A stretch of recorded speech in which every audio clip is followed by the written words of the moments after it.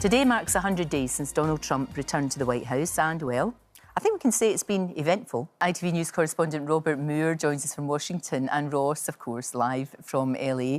Robert, there he is. I had a rally to celebrate the 100 days. If you were marking his report card, what do you think you would be saying? Well, I'm not sure I'd mark his report card, Lorraine. I'm more cautious than that. And good morning to you and to Ross in Los Angeles. I mean, it was another extraordinary performance. Yeah. I mean, you know, it was classic Trump. He was there in Michigan, the state that he famously won in November against Kamala Harris. He was absolutely not defensive. He was assailing judges, those trying to restrain him, by calling them communists. He was attacking the pollsters as saying they are crooked. Now, his approval ratings, you know, are very low, historically low, in their 40s. But he was saying, no, that's not true. His approval ratings were actually in their 50s or even 60s. So, you know, this was classic Trump, you know, confronting reality by trying to deny reality. And it was quite a performance and a time to mark his 100th day and making absolutely clear, Lorraine, that this is just the start. He sees this as a 4-year sprint, not a 100-day sprint. It's fascinating, isn't it? Ross, I wonder, because, you know, Hollywood generally, we've talked about this before, haven't we, generally not a fan. But I wonder for, you know, even Hollywood stars, yourself, people who have to live in Los Angeles and other parts of the US, of course, have things changed? I mean, what changes have you felt and seen? Well, again, and Robert knows this so well, you know, it's a nation divided. It's still a nation divided, very mixed reviews for Donald Trump. The prices, it's interesting because in day one, he said, day one, I will stop the war in Ukraine and prices in relation to inflation will come down. Neither of those things happened, so not the best of starts. Tariffs out here have completely confused people because I don't think the majority of people actually realise that the impact would be passed on to the consumers. And even earlier on today, Amazon were apparently going to actually release, they were going to show exactly what the tariffs created in terms of the price increase. Then Trump made a call to Jeff Bezos, the man who runs Amazon, and that is definitely not happening now. Strange that. But it is very interesting out here because away from also the Hollywood side of things, Lorraine, you know, we've got the Port of LA here, and all these tariffs threaten, it's like a $500 billion business out here that could be affected. And you're like 2 million local jobs as well on the lines. And it's interesting as well, the effect that it's had on so many people out here, even the younger generation as well, on the socials at the moment. You'll see this thing now, which is called No Buy 25, and it's a trend where people are now actually listing all the things they are not actually going to buy. Because people here seriously worried about a possible recession. It's extraordinary, isn't it? Robert, I wonder as well, it feels like America's place in the world has changed. You know, we've seen it, I mean, relations with Europe and relations with us as well, with the UK. There's just been a shift. And I think people are globally feeling really unsettled.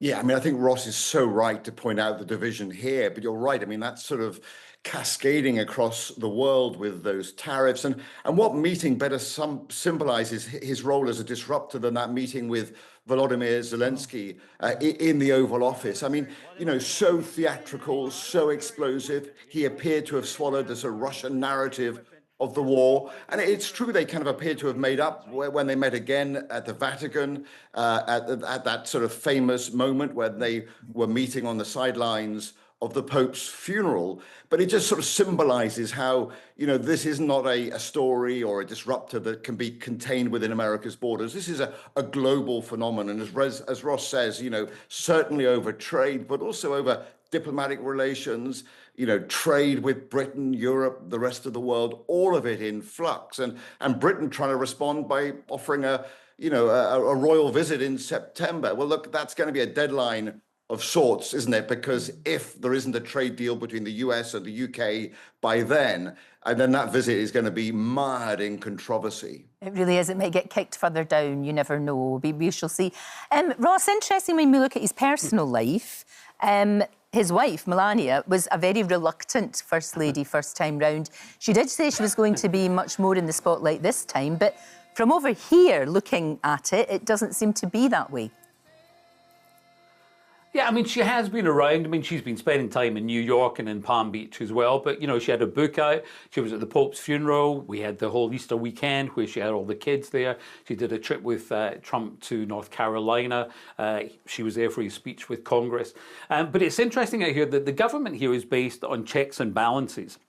But Trump has attempted to kind of slightly get round this. I don't know if Robert would agree with me, with these 140 executive orders that he's issued in the 100 days. But only 5 bills have actually been passed, which is actually the fewest since Eisenhower back in the 50s. But on Monday, a bill was passed that Melania has actually backed, and it's about cracking down on the posting of explicit images, you know, deep fake images like revenge porn. So it's interesting that she got involved in that. Ivanka, nowhere to be seen, well, on holiday, but not there as the first daughter and advisor as she was. But I tell you, the one who's around a lot is the granddaughter, Kai, because she's very present. And of course, we've seen loads on social media from her and all around the White House as well, very much to appeal to Gen Z too. So he knows what he's doing there. He certainly does. And Robert, I wonder, what can we expect? It's very difficult to predict. You can't predict anything. But the next 100 days, what do we think? Look, you know, this is disruption sort of amplified across America and the world. Look, to his critics, this is a constitutional crisis in the making. To his supporters, this is also a revolution, but a revolution in common sense. Robert, thank you very much indeed. And Ross, we will be returning to this again. Of course we will. Thank you. Yes, we live in very interesting times, as the Chinese say. Well, that's a wrap for this video. We hope you enjoyed it. We have all the best moments from the show right here on the channel. And if you like this video, then we think you'll love this one. See you next time.